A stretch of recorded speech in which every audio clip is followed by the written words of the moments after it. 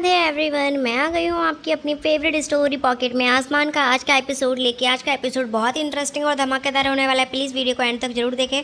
Channel पे नए हैं तो चैनल को सब्सक्राइब करना, बेल आइकन को प्रेस करना बिल्कुल ना भूलें। एपिसोड की शुरुआत में हम देखते हैं कि जो रानी होती है वो अपनी बेटी को लेके ऑटो में जाती ही रहती है। तभी यहाँ पे अनीशा जो होती है उसका पीछा करती रहती है, क्योंकि उसे ऐसा लगता है कि इसका पता लगा के ही रखना पड़ेगा मुझे, और ये यहाँ पे क्यों रह रही है। तो ये सब देखने के लिए उसे ऐसा लगता है कि अब ये वापस से दिग्विजय की लाइफ में आ जाएगी। और यहाँ पे हम देखते हैं कि वो कहीं पे उतर जाती है और तभी उसके गाड़ी के आगे कोई आ जाता है, तो जिसकी वजह से वो देख नहीं पाती कि रानी कहाँ पे उतरी है। तभी वो उसी जगह रुक के पूछताछ करने लगती है कि कहाँ यहाँ पे कोई रुद्राणी दोषी करके रहती है क्या, उसकी एक बेटी भी है। तो वो बोलते हैं कि नहीं, आप देख लीजिए सोसाइटी में। और यहाँ पे हम देखते हैं कि दिग्विजय भी जो है वो उसका पता ही लगाने लगता है कि कहाँ पे मिलेगी, वो कैसी होगी, कहाँ पे है, और इसकी माँ ध्वनि की माँ का नाम क्या है। तो ये सब पता लगाने के लिए वो सब जगह अपने कॉन्टैक्ट्स यूज़ करता है कि कोई तो हो। पहले तो वो मेडिकल के लिए देखता है कि कोई अगर नर्स हमारी जो हॉस्पिटल की है उसका क्या नाम है।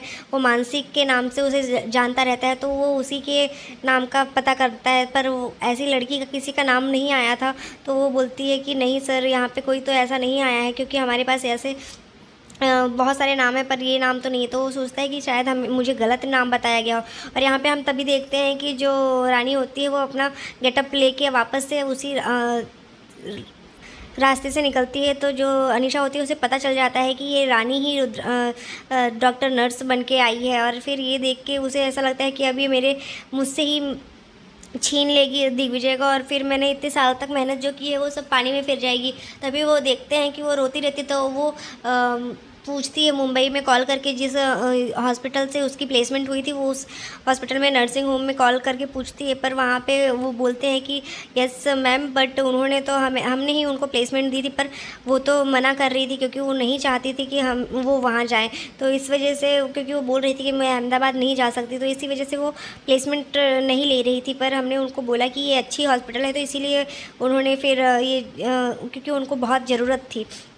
तो फिर यहाँ पे हम देखते हैं कि अनीशा को ये रियलाइज़ होता है कि वो क्यों, अगर उसको सच में आना होता तो वो इस तरीके से छुप छुप के क्यों रहती है, और वो अपनी बेटी की भी पहचान क्यों छुपाती। क्योंकि वो डे केयर में जैसे पता चला कि जो ध्वनि है वो दिग्विजय से मिली है, तो तुरंत दूसरे दिन ही उसने डे केयर से भी उसे निकाल लिया था। तो ये सब देख के उसे समझ में आता है कि वो दिग्विजय के सामने खुद नहीं आना चाहती। और दूसरी तरफ हम देखते हैं कि यहाँ पे जो अनीशा होती है वो वार्डन को कॉल करके उससे बोलती है कि आज रानी का जो कमरा है वो वहाँ से हटा दो और उसे वहाँ से निकाल दो। तभी यहाँ दूसरी तरफ हम देखते हैं कि रानी जो होती है वो दवाइयाँ पेशेंट को फीडिंग करवाती रहती है। तभी वो दवाइयाँ देखती है तो उसको समझ में आता है कि यहाँ पे कुछ दवाइयाँ मिसिंग है, और ये सब चीज़ें देख के उसको शक होता है कि ये कौन कर रहा है।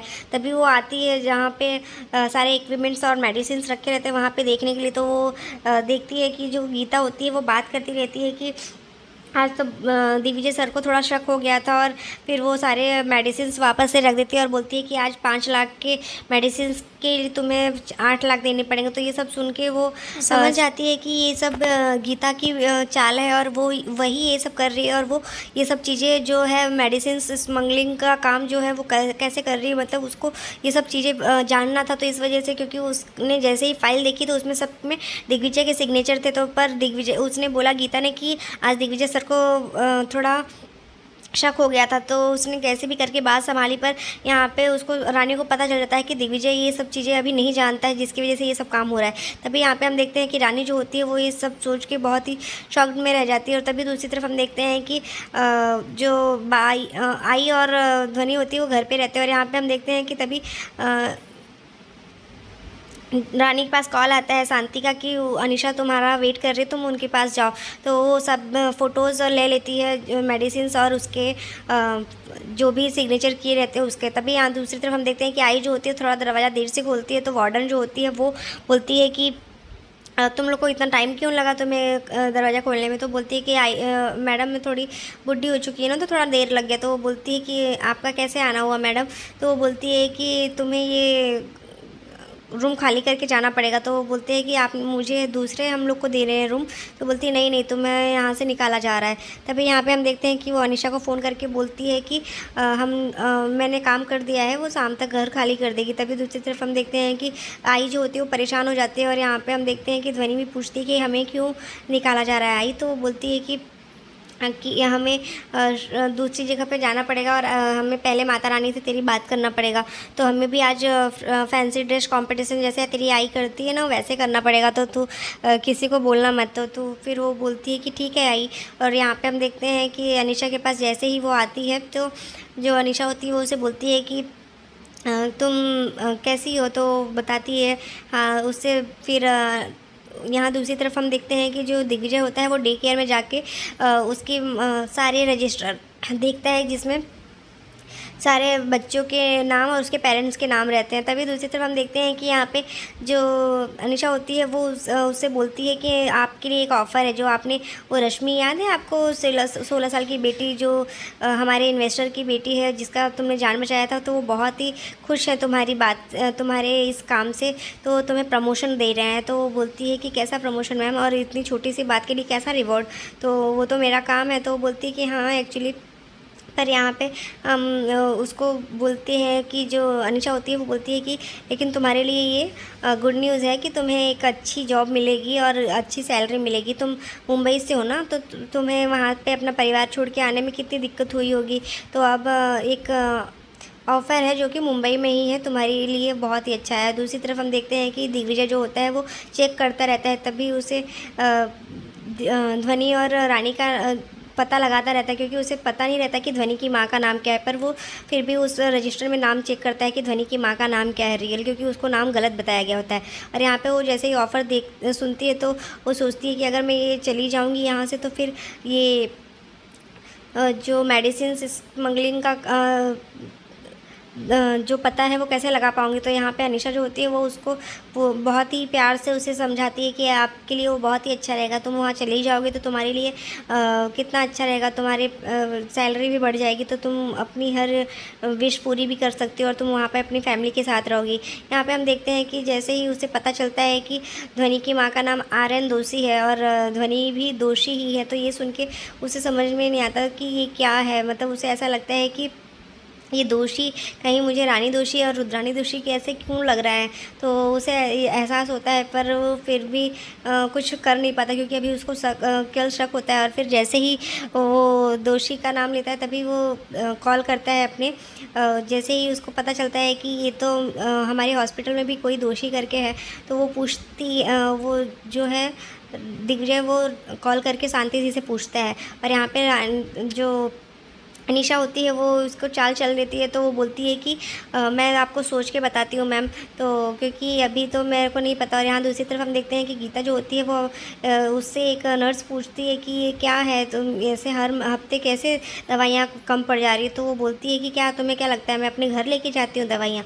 तो फिर यहाँ पर हम देखते हैं तभी वो अनीशा के कमरे में जाती है। तो अनीशा के जैसे ही कमरे में जाती है तो यहाँ पर रानी जो होती है वो ये देख के उसको शॉक्ड हो जाती है कि ये क्या हो रहा है। दूसरी तरफ हम देखते हैं कि जो आई होती है वो उसे तैयार कर देती है। और यहाँ पे हम देखते हैं जैसे ही वो कॉल करके पूछता है तो वो बताती ही है कि सर वो तो आपके ही घर में जो हमारी वो नर्स है, डॉक्टर नर्स है, वही है आपके घर पे जो काम कर आपकी बात की ट्रीटमेंट के लिए गई थी। और यहाँ पे हम देखते हैं कि गीता जैसे ही कैबिन से बाहर निकलती है तो रानी देखती है कि उसके हाथ में एनवेलप है और उसमें कितने सारे पैसे थे, ये तो खाली हाथ गई थी, तो ये पैसे कहाँ से आए। तो फिर उसको ऐसा शक होता है कि वो बोलती है कि मुझे अनीशा मैम से काम था, तो थोड़े पैसों की ज़रूरत थी तो लोन लिया है मैंने उनसे। और यहाँ पे उसको ऐसा लगता है कि कहीं इस काम में अनीशा ही तो नहीं साथ दे रही है। और ये देख के यहाँ पे डॉक्टर दिग्विजय जो होता है उसे ये शक होता है, तो फिर वो सोचता है कि इस वक्त तो डॉक्टर नर्स जो है वो ऑफिस में हॉस्पिटल में ही होंगी, तो एक बार जाके देख लेता हूँ। और जैसे ही वो देखते हैं कि वहाँ जा रहे होते हैं और यहाँ पे वो सोचती है कि ये क्यों ऐसा मुझसे छुपाया जा रहा है। और यहाँ पे तभी हम देखते हैं कि जो आई और ध्वनि होती है वो हॉस्पिटल पहुंच चुकी होती है और सारे हॉस्पिटल में वो सबको हाय हाय करती रहती है, हेलो करती रहती है। तो सब लोग उसे देख के बहुत ही उसका इतना क्यूट एक्सप्रेशन देख के सब लोग खुश हो जाते हैं।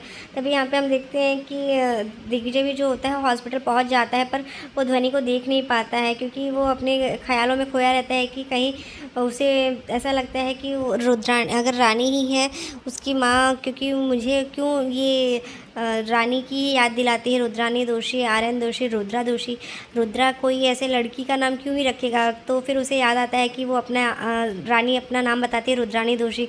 और फिर यहाँ पे हम देखते हैं कि वो हॉस्पिटल में भी आई थी और यहाँ पे घर में भी उसके लिए पुलिस आई थी। तो ये सब काम ऐसे सुन के फिर उसे शॉक्ड रह जाता है। और यहाँ पे तभी हम देखते हैं कि पायल जो होती है वो आई को पहचान जाती है और आई को बोलती है कि आप रानी की आई है ना, मुझे पता है। और उसने वो आपकी बहुत बातें करती रहती है। तभी यहाँ पे हम देखते हैं वो पूछती है कि आई जो होती है वो पूछती है कि रानी कहाँ होगी, मुझे मिला दो ना। तभी वो बोलती है कि आप यहाँ नर्स रूम में वेट करिए, मैं आ रही हूँ। तभी यहाँ पे हम देखते हैं वो उसको जैसे वहाँ पे रखती है तो ध्वनि जो होती है वो बोलती है कि आई मुझे प्यास लगी है, पानी चाहिए। तो बोलती कि अभी तेरी माता श्री आएंगी तब हम चल देंगे यहाँ से जल्दी से। तभी वो बोलती कि मुझे लेकिन अभी आई पानी पीना है। तो जैसे ही वो लेके जाती है, आई बोलती कि तू यहीं पे बैठी रहे, मैं लेके आती हूँ। और यहाँ पे वो खेलती रहती। तभी वो दिग्विजय को देखती है तो दिग्विजय को देख के वो खेलते खेलते वहाँ से तुरंत भाग जाती है और दिग्विजय के सामने जाती है और बोलती है डॉक्टर अंकल। और यहाँ पे आई जैसे ही रूम में आती है तो वो देखती है कि वो ये कहाँ चली गई है। तो वो घबरा जाती है कि कहीं उसको देख तो नहीं लिया। तो आज के एपिसोड में बस इतना ही फ्रेंड्स, मिलते हैं नेक्स्ट एपिसोड में जहाँ हम देखेंगे कि आज दिग्विजय को जो है रानी का सच पता चल जाएगा और ध्वनि का भी। तो देखने के लिए बने रहिए हमारे साथ नेक्स्ट एपिसोड। तब तक के लिए bye bye, take care, Radhe Radhe, अपना बहुत ध्यान रखिएगा। होप सो आपको वीडियो अच्छी लगी हो।